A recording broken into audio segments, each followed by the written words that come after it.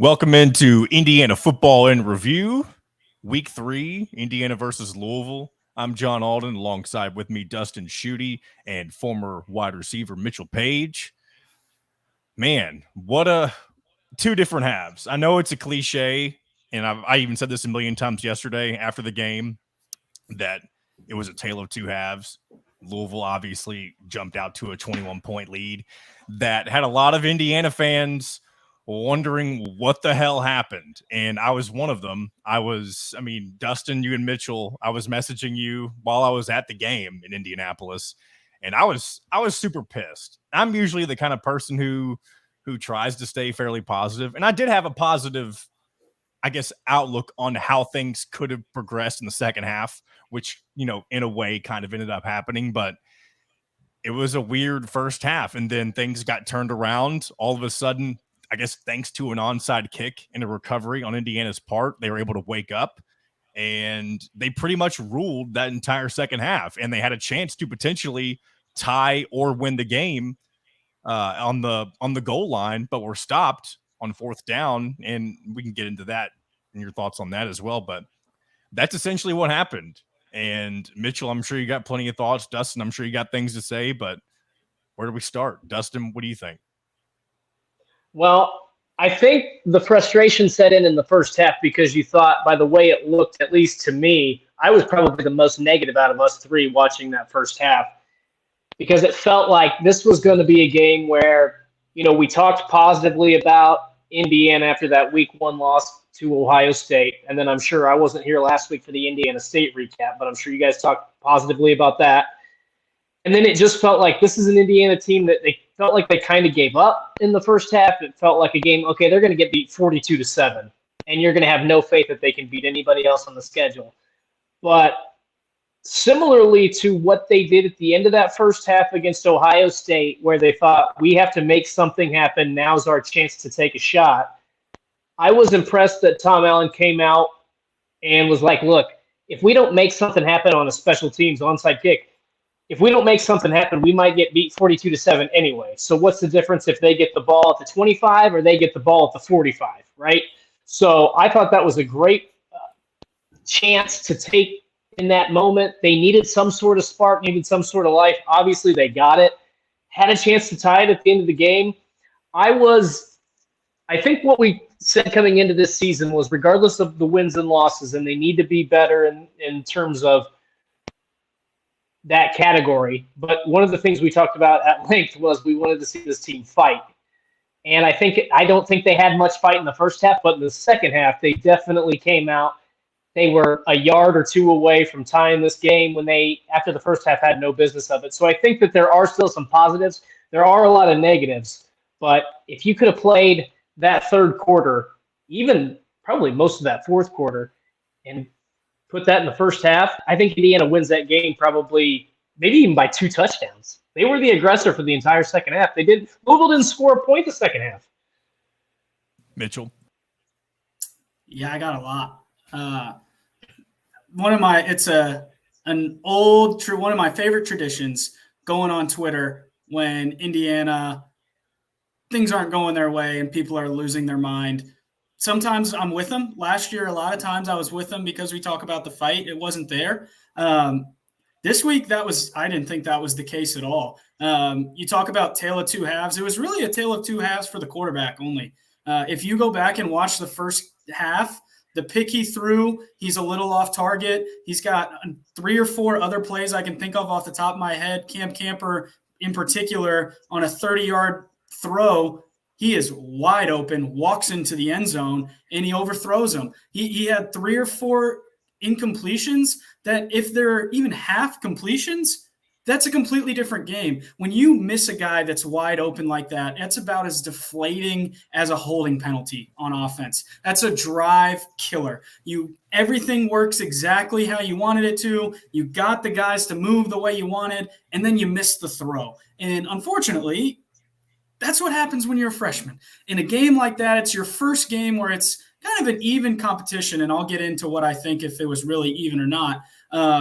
But there's a lot of adrenaline, and a lot of it was just a little overthrown. You don't step quite into your throw. You release it half a second early, and that's the difference in the game. The first Louisville touchdown was just a good, well-designed play, semi-blown coverage with a guy that's fast. I think that if that game is 1 quarter longer, Louisville is a bottom 3 or 4 team that Indiana is going to play all year. So you talk about moral victories. No way. That was a huge missed opportunity. And unfortunately, that's what's going to happen when you have a young quarterback. He just missed some throws in the first half, and you set yourself behind the 8 ball. The second half, I think, is a lot more indicative of what those two teams really are. I think Louisville is okay coached. I think their quarterback is really not good, and I think they have some speed, but I think they're bad on defense, very disorganized, and Indiana just missed their chances in the first half, and that's all that happened. And when you miss those chances and you set up yourself second, third, and long, which is all they had in the first half, it makes it harder to run the ball. You get guys sitting at the sticks. Now completions get harder, and now you're way out of rhythm. And your defense is on the field, and then you start allowing Louisville to get 3, 4, 5 yards a pop running the ball, which allowed them to hide how bad the quarterback is. And that's kind of the tale of the game. I think that when you are able to on offense for Louisville to get 5 yards, it allows the quarterback to get more open throws. I really didn't have a problem with what we did on defense. I thought we got a little conservative sometimes. I think they blocked really well. Thought their offensive line played really well, held our guys in check. But I think it was just a missed opportunity. And I don't want to say it's the quarterback's fault because it's not. I thought he was great in the second half. I loved that after the game, he takes full responsibility. That shows me a lot. There's no moral victories. That's a huge missed opportunity. And at the end of the season, you're going to look back and circle that one after Louisville's 3-9 or whatever they are. And maybe I'll be wrong, but I just don't think that that's a really good team in Indiana. 3-9, whatever they are. I just that'd be funny. That would mean they lose the rest of their schedule. Okay, so whatever they are, 4-8, 5-7. I just don't think they have really that much moving in the right direction. That's my opinion after watching them. They're just kind of lifeless, and Indiana gifted them a couple touchdowns, and that's one you're going to circle. It's tough. What I'll say about Louisville real quick is that they do have a very cocky fan base, and they did outnumber Indiana in Indianapolis, which is embarrassing if you're Indiana fans. Absolutely, it is. That's one thing. But although Louisville, I agree with you. I think they're okay. I think they're slightly better than Indiana as the score kind of shows. But I don't think if Louisville's in the Big Ten, I think they're a middle tier Big Ten West, style of team. Yeah. I'm not saying that they wouldn't be competing for the Big Ten East or that kind of thing. They'll probably go 7-5 or 8-4, but that's because they play a fairly easy schedule, and it's a gift for Jeff Brom. So good for them. But anyways, well, I guess we were one go thing. ahead, Dustin. No, I was going to bring up that I think Mitchell hit on a good point without hitting on a good point, and that was I don't even know if I expressed that properly, but give me a break. I'd like to go back and your thought, like Taven Jackson was better in the second half of that game. Did Indiana shoot itself in the foot then by not naming a starter those first 2 games? Because if you give Taven Jackson all those snaps, or at least a majority of those reps against Ohio State and Indiana State, does he maybe hit those throws? And are we talking about Indiana being 2-1 at this point, feeling a lot more confident? Maybe they beat Louisville, 28-21, instead of looking at this on the wrong side. Like, is that, I don't know. He looked a lot better in the second half. In that first half, it just felt like he was trying to get some stuff out, where if he had 2 full games under his belt, or even just 1 full game under his belt, maybe he hits on some of those throws and the first half doesn't look quite as bad as we thought. If I'm being honest, I don't think so. And the reason is because the game plan was so simple against Ohio State. You were just holding on for dear life. And then Indiana State just really didn't have it. So it doesn't prepare you the way – I mean, Louisville's got a bunch of speed. That's something they will always have. They've had forever. And going forward, they will get speed. So the speed of the defense, especially in the defensive backfield, it's just hard to match that up. But also reps are reps. So you never know. But I personally think they did a good job. If they couldn't decide who was better, I like letting them play those first 2 weeks because it was so different. How are you going to manage the big boys? And how are you going to manage when we're opened up and we're expected to win? And yeah, I definitely can see name a starter. I'm happy they did against Louisville. I think the mistake would have been to go in there with 2 quarterbacks, naming one and letting them ride, good or bad. There was some bad early and sticking with them. I think that eventually it became the right choice, but we'll see down the road. One thing that obviously had a lot of people upset at the end of the game, especially, was the 4th and inches call, which was just to kind of run it and hope that Josh Henderson can jump over the line. Tom Allen, after the fact, said that it was either going to be that or a QB sneak. Is that normal, or is there usually and not that you would have passed it on 4th and inches, but is there a scenario where you could have done something a little more creative to get in the end zone there? Yeah, always. Hindsight is 2020. You want to count on your big boys. The only thing I didn't like about it is it was a really long developing run play. I agree.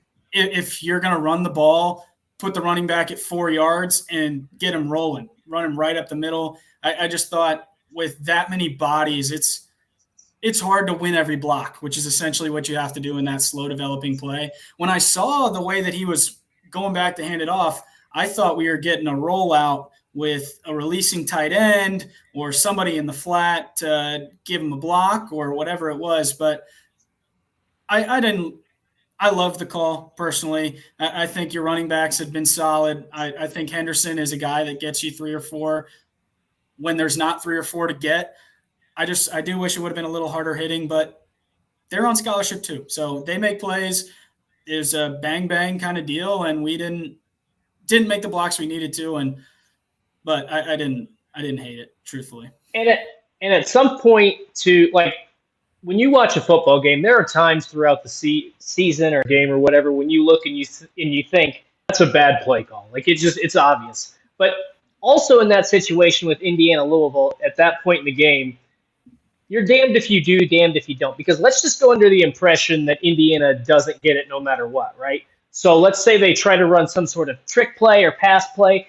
Then everybody's getting on Tom Allen and Walt Bell because they tried to get too cute. If you run what they ran and tried to run power, they're going to tell you, why didn't you try to mix it up? So there's no winning in that situation. Just go with what you think the best play call is. I didn't hate the call either. I think it just looked ugly because it got blown up, right? That's just sometimes. Like Mitchell said, those guys are on scholarship. Sometimes it just doesn't work out. Doesn't matter what the play call is. If you roll something out, try to get too cute, do an end zone fade or some sort of screen pass that gets picked off, then people are. It's like the Super Bowl with the Seahawks, right? Like, why didn't you hand the ball to Marshawn Lynch? So I don't hate the play call either. It's just one of those. I think you look back, that's one of those situations where damned if you do, damned if you don't. And because Indiana didn't score, it gets a lot of criticism. Speaking of too cute, though, Louisville tried to get too cute on one of their plays, and this is just a shout out to Aaron Casey, but one of the best plays of the season. He read play like a book, with 2 different guys handing the ball. If he got both of them, and it's one of the most insane things that he gets better and better and better. And I got to meet him over the summer, and I mean he's a big guy, but he's not like a 6'5" monster. He just couldn't be a nicer dude, and just as a smart, aggressive, no hesitation linebacker that you have to have if you're going to be a good defense. And I think he's been, of anybody that we've played, I think he's been the best player on the field in all 3 games, regardless Indiana Hoosier or opponent. I think he's stood out the most on film. Yeah, it'll be good to see if he can continue that consistency. Yep. Next week, Akron, it's kind of your last tune-up game. You should handle them easily. You want to see a similar style of result that you saw against Indiana State, because anything other than that would be, a bad sign going forward. And if you're wanting to get back to a bowl game, which I definitely think is still a possibility, a lot of people thought you had to beat Louisville to stay in that conversation, and I've always disagreed with that.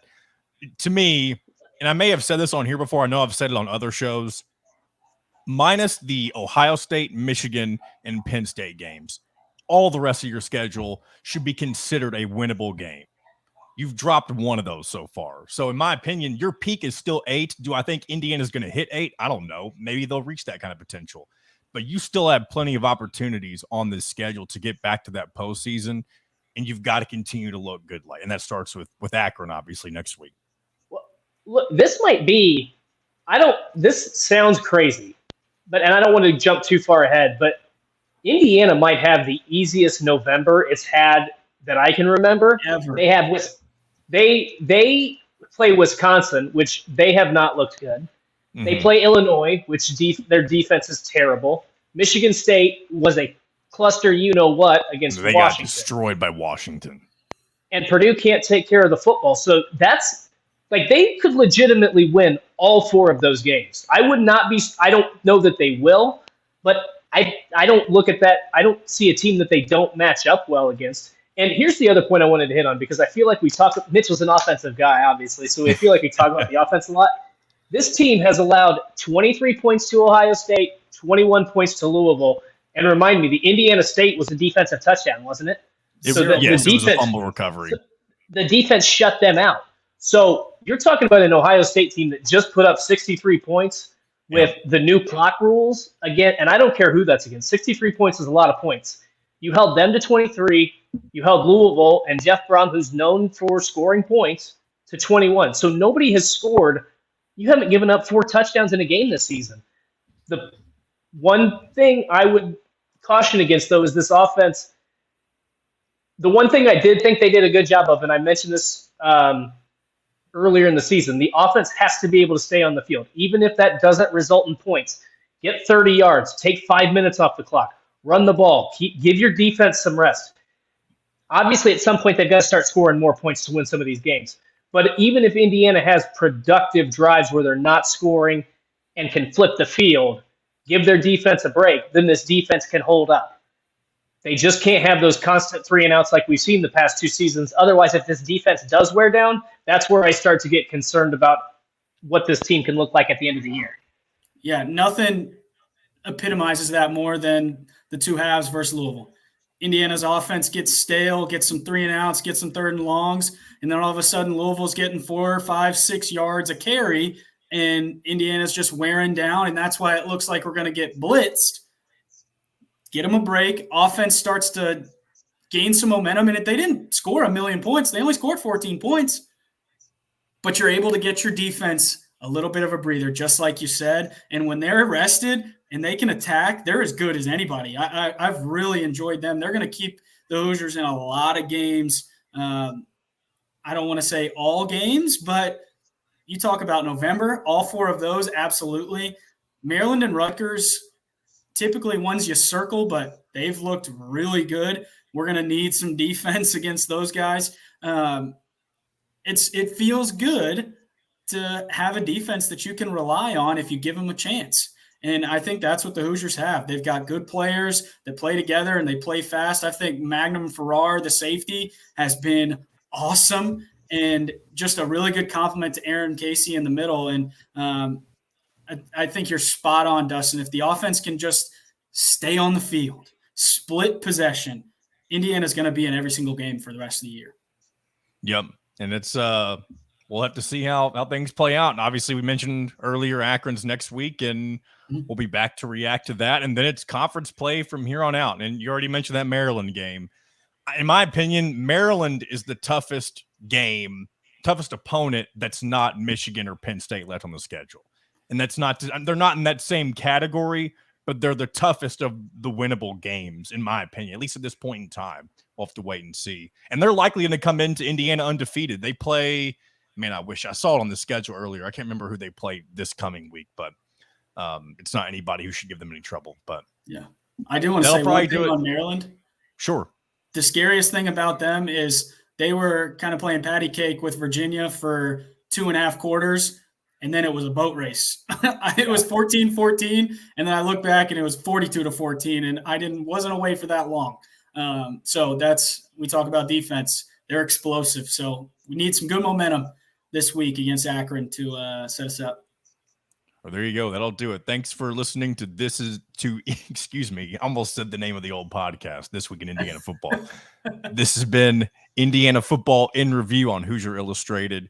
Be sure to check out of Touch if you like hearing us conversate. We're a lot more, I don't want to say interesting, but we're a lot different on Out of Touch.